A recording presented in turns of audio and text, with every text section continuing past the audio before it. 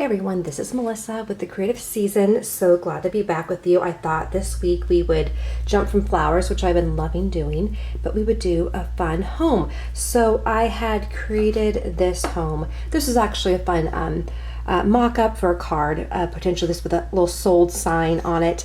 And I thought, this was so cute and so fun, and it also just looked like a little vacation home. I thought we could do a vacation home here. Now we won't put in the sold sign, which is right there. I can move this in a little closer, but we will go ahead. I added in a little bit of a mailbox. So if you wanted to sketch on the paper with as I'm talking, I did just a basic home, change up some things, but you see with the square, I've got the nice square shape. I have the flat top on my roof. I have two chimneys because that's kind of fun. A single tree, but I'm wanting the eye to kind of go along and out that way. So even the hills, we're starting a little bit lower here and raising them up. I've got a happy wreath on the door because that's fun. These colors are a little bit more darker, but I thought it would be fun with this one to lighten it up and even make it, I had created last week for someone a home in a sunflower field, and that was a lot of fun. So if you would think that would be fun to do, the home was smaller, the sunflower field was more prominent, let me know in the chat and we can do that. So if you've paused, you've done your sketch, you can see I've changed my windows a bit here because you can just whatever you like. I just changed, again, all basic shapes though. So we're going to go ahead and do our blocking, right? We want to put in the nice light colors, and I've decided that I think this is going to be a really fun, a really nice, maybe a sunset.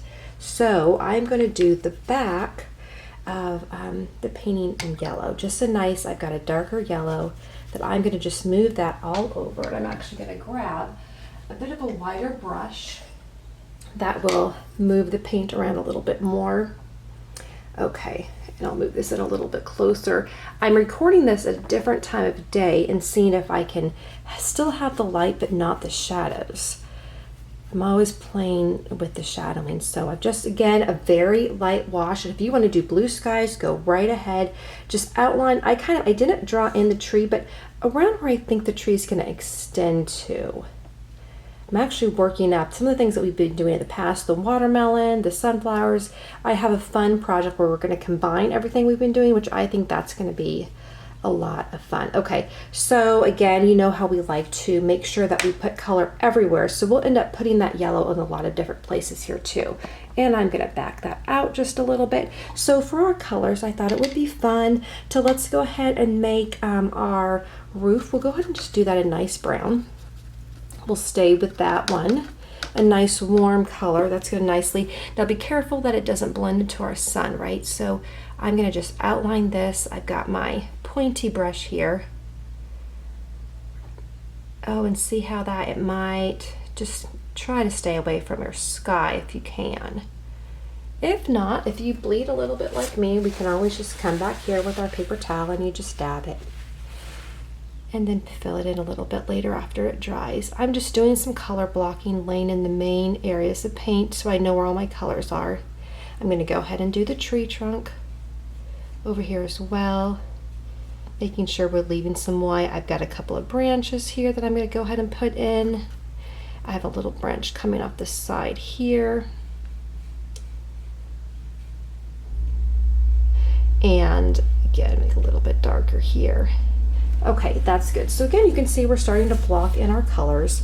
The arch around the doorway, I'm also going to make that a nice brown. And go ahead and block that in.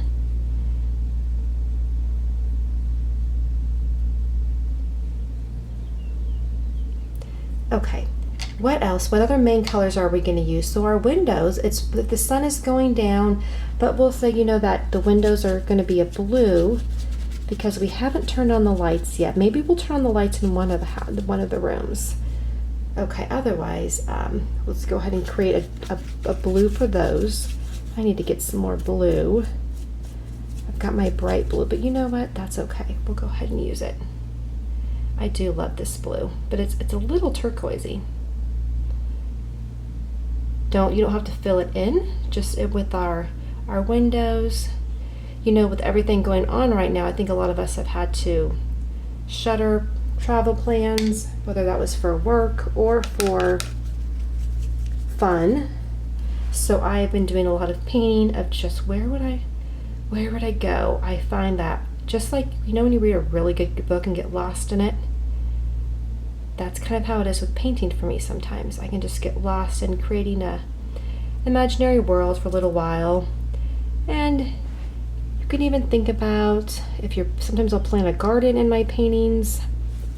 Okay, and I'm gonna go ahead, but the sun is just starting to set, so no lights on. I'm gonna go ahead and do all of these blue, and you notice too, I don't have to feel the need to fill them in all the way.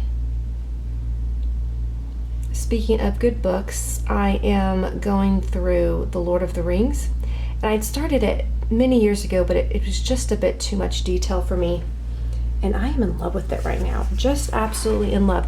All right, so our chimney, we're gonna make those, of course, are gonna be red, and I'm gonna paint that in before I forget and I accidentally paint over it. I think, yeah, this is mostly dry. I think my shot, and I'm going to use actually mixing an Alizar Crimson with my pink. So just to look at my messy palette right here. So I've got that, and then I've got the pink, and I just add a lot of water. I'm probably going to pull that pink. It kind of makes a nice red, a warmer red, but not super bright pink. That way I can come back in and deepen it a little bit too. And I know I'm going to use this color in some other areas. We might have to do a flower box. And this one makes me so nervous. I'm just going to dab in a little bit of paint in case that sky is not quite dry yet. Okay, good. So I am going to do a flat hard line here for the edge of my chimney. All right, you know what? Let's do this too. I'm going to leave the matte, these details alone right now because I don't want them to blend together. I am going to go ahead and lay down some green though. So let's do a nice, if you have just a nice warm light green, summertime, the colors are usually, with all the heat, no matter where you are, the summer is lighter green. And this get a little bit of a messy brush, but actually that's kind of okay because I don't need too much detail right now. And we're going to make sure that that's the same colors of the green we'll put in the tree as well. And again, just doing some color blocking. Let's switch brushes so because that one's getting a little bit messy. And you can see there's nothing. Let me back this up a little bit. And I'm going to go ahead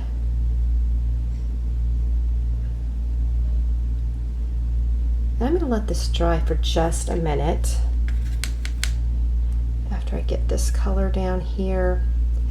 We're going to end up going around the trunk of the tree again. Make sure to leave some white. We'll outline the house, and then we're going to come back in and paint going around our mailbox if you have a mailbox.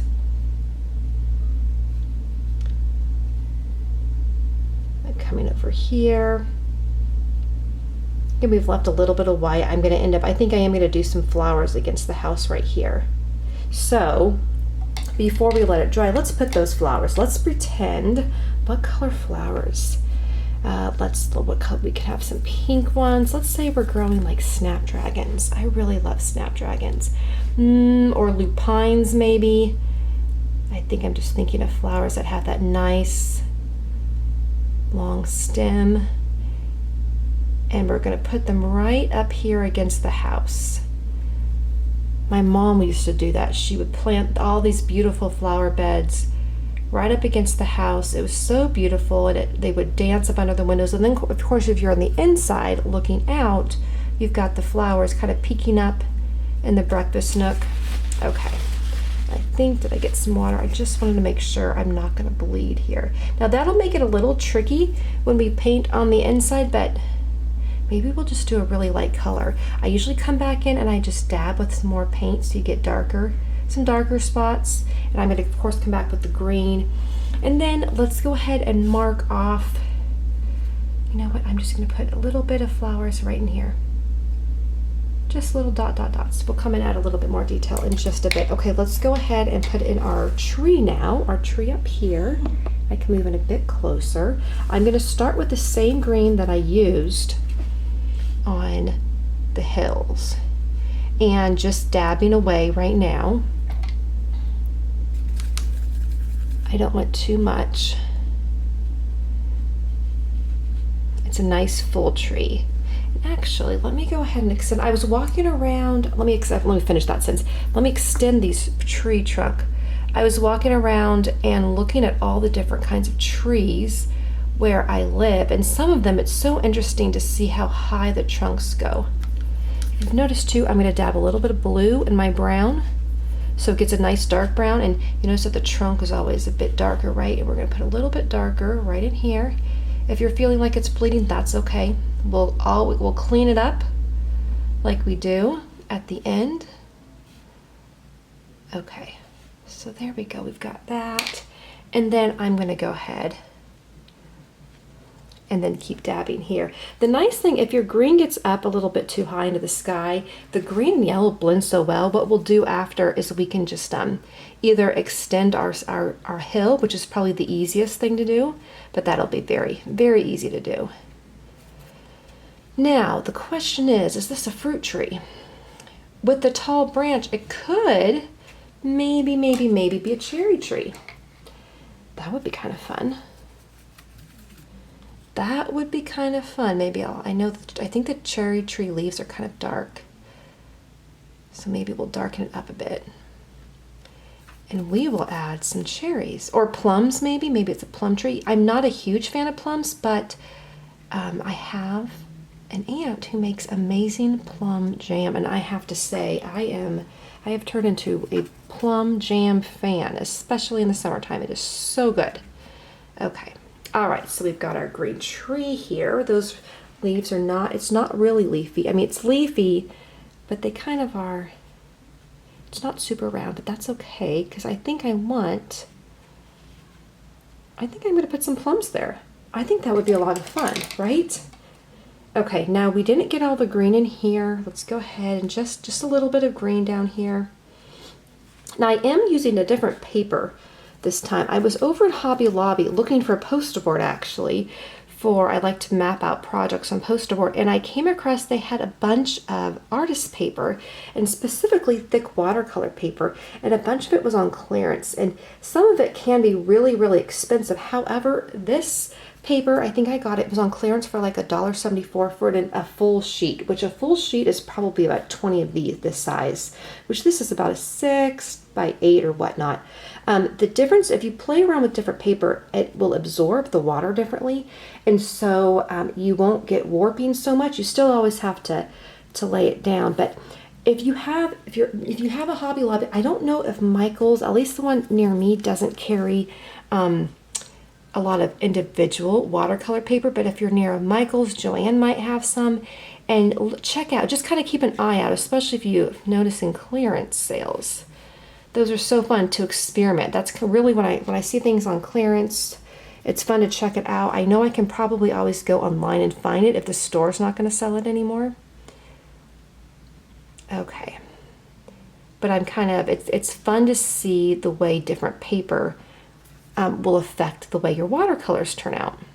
Some of it can just absorb a lot more color, and I do tend to be a little bit heavy-handed sometimes with my paint.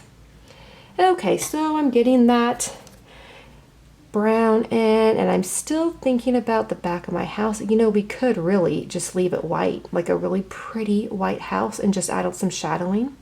That would be fun, or even just a very light peach, and I can show you how to do that. That's what I ended up doing with this one. It came out a little bit darker, but that's just a very light peach color. We could actually do that even a little bit lighter. But we do need to decide about our door, don't we? And I don't like to introduce tons of color, but what if we did it yellow? Because I've got the yellow going on here. I think the pink might be a bit much. I do want to do a little wreath on the door. So sometimes with the wreath, I just very lightly pencil it in so that I don't... It's like summer wreath, not a Christmas wreath, but just a summer wreath. And that wreath, really, it could be just twigs too. We could do a twiggy wreath. Maybe we'll do that. So let me get a yellow door, because I haven't done a yellow door in a while, and that sounds very summerish, doesn't it? I used to love it to see, I was in a neighborhood where people would paint their doors. At least there was one neighbor, and they would paint their doors quite a bit. Okay, let me come in a little closer. And with this door, I'm going to start, and I just leave a lot of room. We put a little bit of color in here, because with my wreath, if I don't color them beforehand, I just make it bleed all over. And so a nice yellow, that looks great. Okay, now what I will do for the house, why don't we mix a little bit of the pink or your red in with the yellow, and like just a dab when with the yellow, so it is super, super light. And then add a bunch of water, and we're gonna put that around the house. So what that ends up looking like on my palette, if you can see that right there, it's that color there. It's very, very, very light. I added just a little bit of blue even, and that'll even neutralize it a bit more. You can just play with it here. Let me actually do it on another side. I'm gonna do it right over here so you can see it.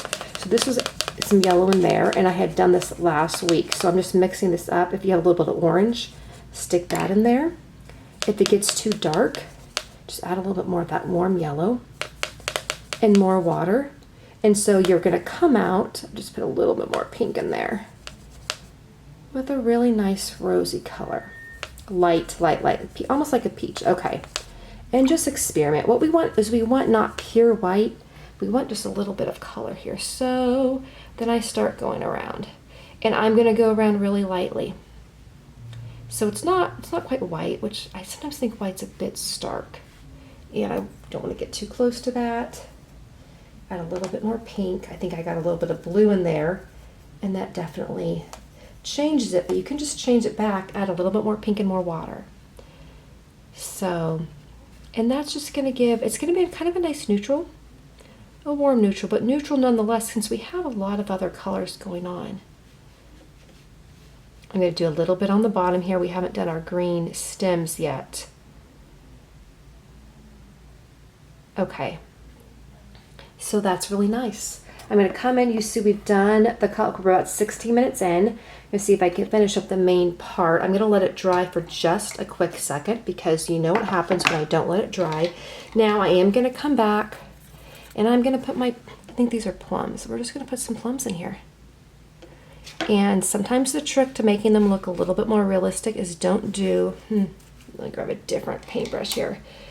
Don't do a circle on all of them. Do almost like a half circle, as if they're hiding underneath part of the tree branch, like that. And then do one or two though that are maybe more, but see how I even left a little bit out? We'll come back and put some nice leaves over them too. We want an odd number, so 1, 2, 3, 4, 5, 6. So let me go ahead and put another one right under here. Number 7. Now that's not a super plentiful tree, so maybe we'll do 8. That's a bigger one, and we'll do a 9. There we go. Okay, so there's a nice tree for us. Now let's do a few more things. I know I keep saying we gotta let it dry, but we've got some other blank spots. Take the smallest brush that you have available for your twiggy leaf, your twiggy wreath, if you want to do a wreath. This, make sure it's dry. With the twiggy wreath, you just want to make sure the branches, make sure you can see that. Okay, let me come back in and move back just a tad. Sorry for the movement there. There we go. This doesn't always work out great, but yeah, especially when it bleeds like that. But you just have your branches sticking out.